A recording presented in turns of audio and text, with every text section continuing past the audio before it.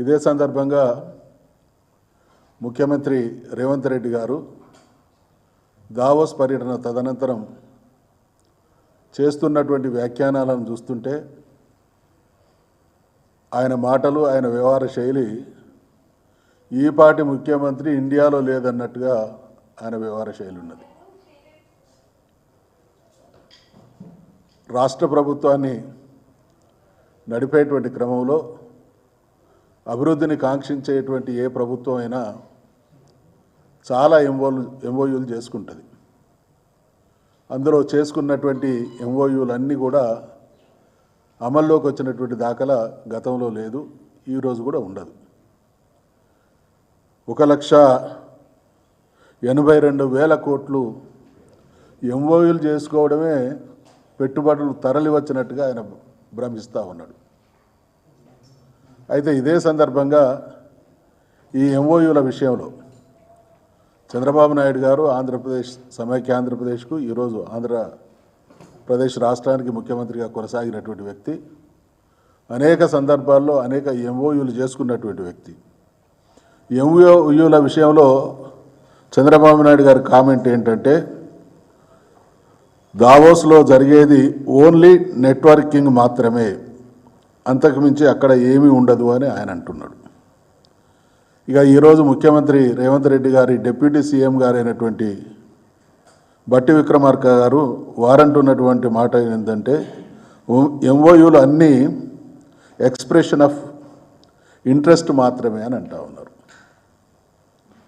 ఒకవైపు అభిప్రాయాలు, వాస్తవాలు ఆ రకంగా ఉంటే ఈ దేశంలో ఏ రాష్ట్ర ముఖ్యమంత్రి ఎన్నడూ లేని విధంగా ఇంత పెద్ద ఎత్తున ఎంఓయూలు చేసుకున్నాం, ఈ పెట్టుబడులు వచ్చినటువంటి భ్రమింపజేసేటువంటి మాటలు ముఖ్యమంత్రి మాట్లాడుతూ ఉన్నాడు.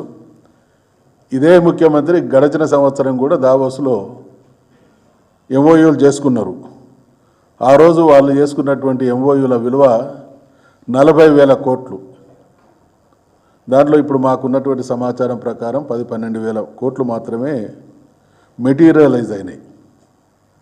ఇదొక భాగం అయితే, ఇందులో ఇంకొక గొప్ప కోణం ఏంటంటే, మొన్న అక్కడ ఎంఓయూలు చేసుకున్నటువంటి వాళ్ళల్లో మనకు సంబంధించినటువంటి వాళ్ళు రామ్కీ కావచ్చు, మేఘా కావచ్చు ఇటువంటి సంస్థలన్నీ కూడా ఇక్కడికి సంబంధించినవి.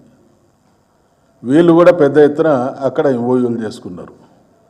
అంటే ఫిగర్ ఎక్స్పోజ్ చేయడానికి మాత్రమే తప్ప ఇది రేవంత్ రెడ్డి గారు నేను గొప్పగా కార్యక్రమాలు చేస్తున్నా అనేటువంటి దాన్ని నమ్మించడం కోసం ఈ రకంగా చేస్తూ ఉన్నాడు.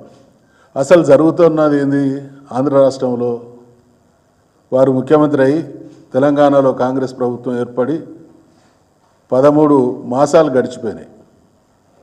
వాళ్ళు గతంలో ఇచ్చినటువంటి హామీలు, కాంగ్రెస్ పార్టీ అంటే నిన్న మొన్న వచ్చినటువంటి రాజకీయ పార్టీ కాదు, ప్రభుత్వాలు కూడా ఆ పార్టీకి కొత్త కాదు. దేశానికి స్వాతంత్రం వచ్చినటువంటి అనంతరం ఈ దేశాన్ని అత్యధిక రాష్ట్రాలు అత్యధిక కాలం పాలించింది కాంగ్రెస్ పార్టీ, ఈ దేశాన్ని పాలించింది కూడా కాంగ్రెస్ పార్టీ. అటువంటి పార్టీ అధికారంలోకి రావడం కోసం తెలంగాణ రాష్ట్రాన్ని అనేక రకాలుగా, రాష్ట్రం ఏర్పడక ముందు తెలంగాణ ప్రాంతాన్ని సర్వనాశనం చేయడంలో ఘనమైనటువంటి పాత్ర పోషించినటువంటి పార్టీ కాంగ్రెస్ పార్టీ.